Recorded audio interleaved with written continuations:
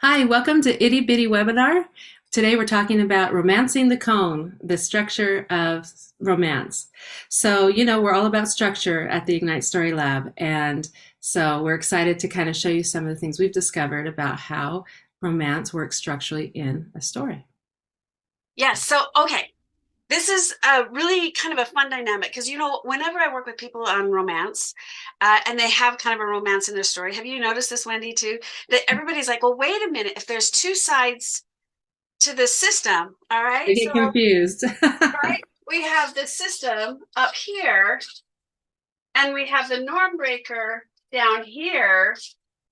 Well, everybody feels like the romantic partners, even when they're at odds, are still main character, primary. They're the two against a system, but they're not. If you really look inside the stories, you've got system and norm breaker, and I'm going to go ahead and put here. We've got the romantic hero that we end up with, but when you look at the stories, technically you find out that one of the characters in 90% or more of the tragedies. I'd like to do those numbers. I haven't done them, but that's a gut feeling. In Is that romances. what? In romances. Yes, in Yeah. yes, in romances. Thank you.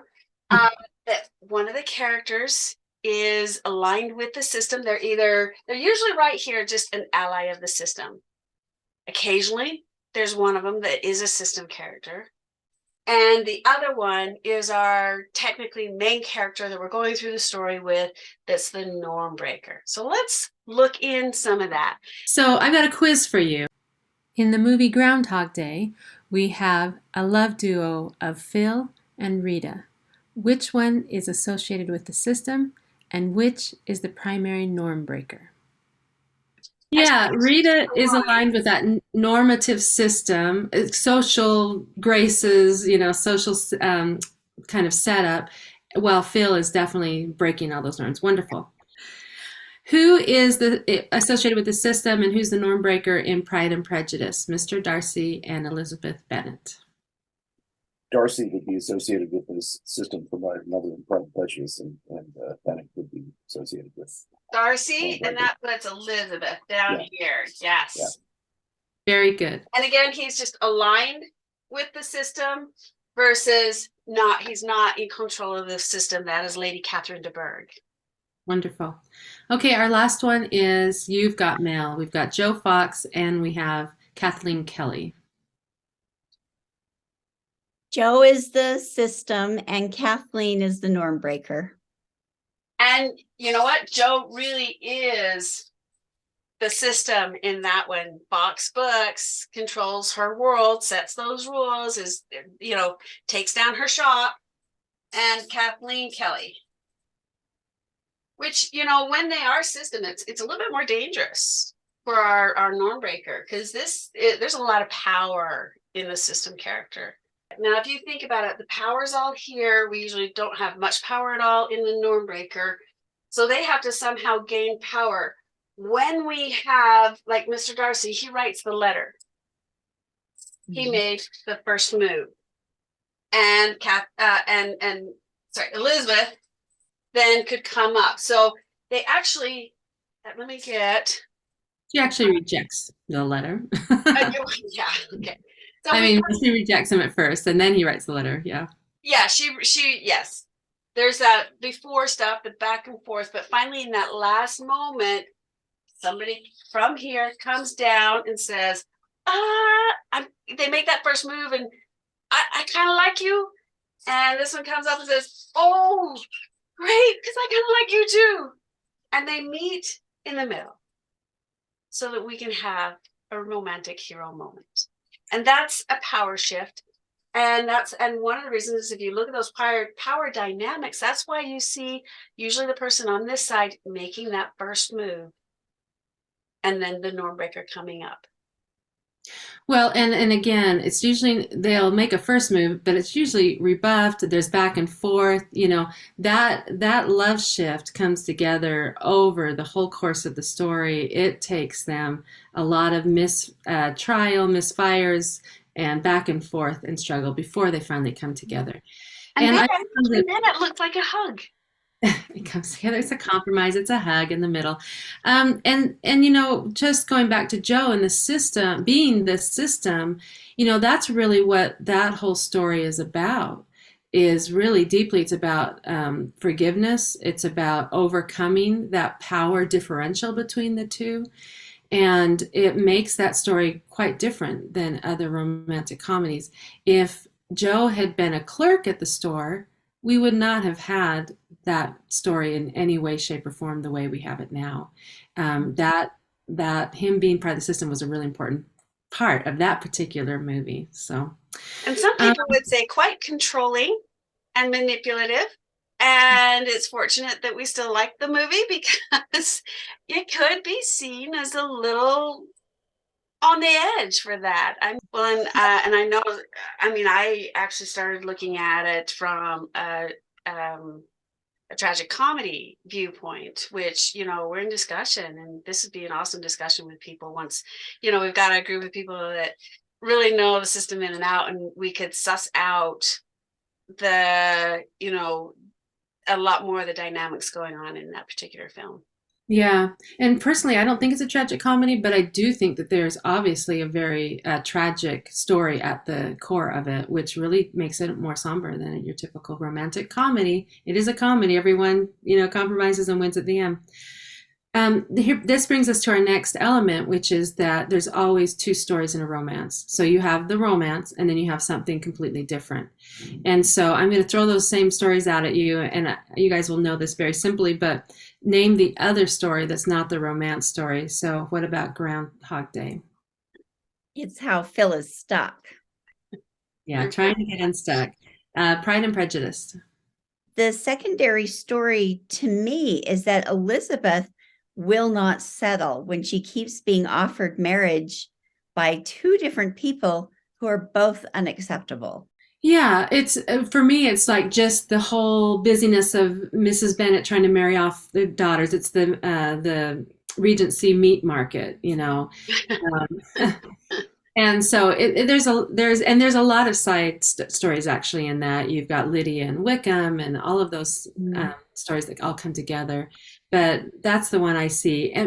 But this is a really good example of a story where the romance is truly the central story, and even the other story is still woven into that idea of marriage.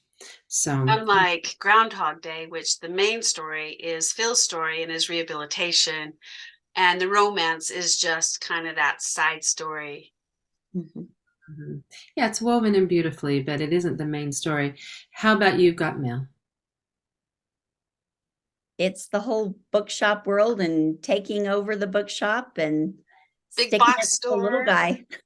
Yes, but that one is probably somewhere in the middle. If we've got Pride and Prejudice on one side with the love story being absolutely the ruling major story, and then we've got Groundhog Day where the romance complements the major story, this one's maybe somewhere more in the middle.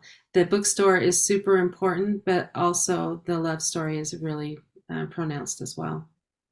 Yeah, and one of the differences, if you'll notice in You've Got Mail versus the others, Kathleen Kelly actually starts that story.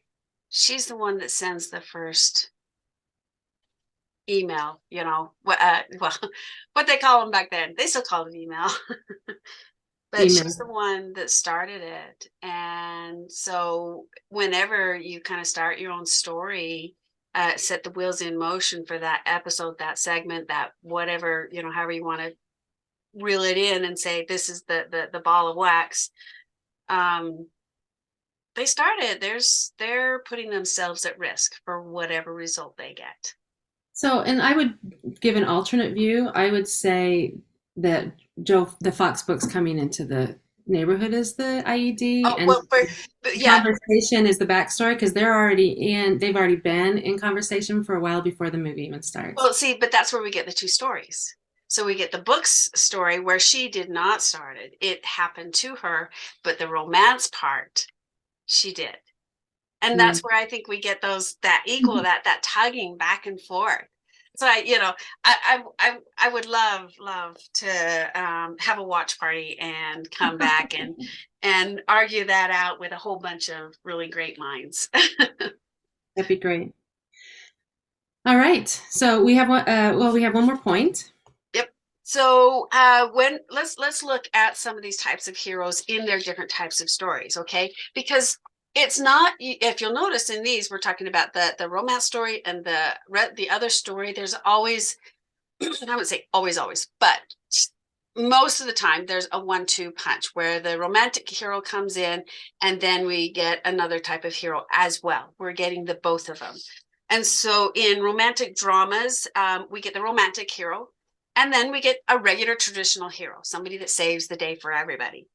In romantic comedy, we get the romantic hero, and then we get that comic hero coming in from somewhere, just like somebody with secret information or hidden information that finally it's revealed.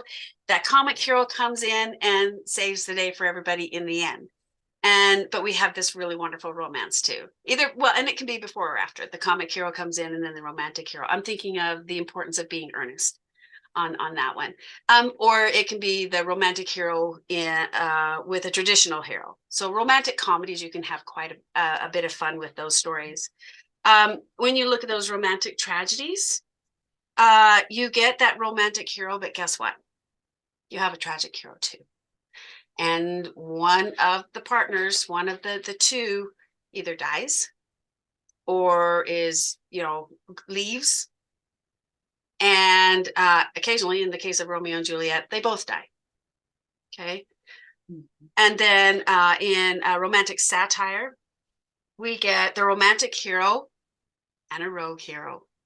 So these charming rogue heroes that by the time they're usually, well, not usually, if they're a rogue hero, they're still pretty out there and compromise our values a little bit. But we have hope that the romance is going to maybe normalize them a little bit more, bring them back into society. And Amy, may I just mention really quickly, in the satire family, really one of the most common places we find romances are romantic farces. And Yes. So these very busy, frenetic films. And those will often have a comic hero thrown in there somewhere in the mix. Sometimes you'll get three heroes emerging. Yeah. And so that's Arsenic and Old Lace. I don't know if we see as many farces today. I'm not sure, but I know they're old ones like What's Up, Doc? And What's Up, Doc are some of my favorites. Yeah.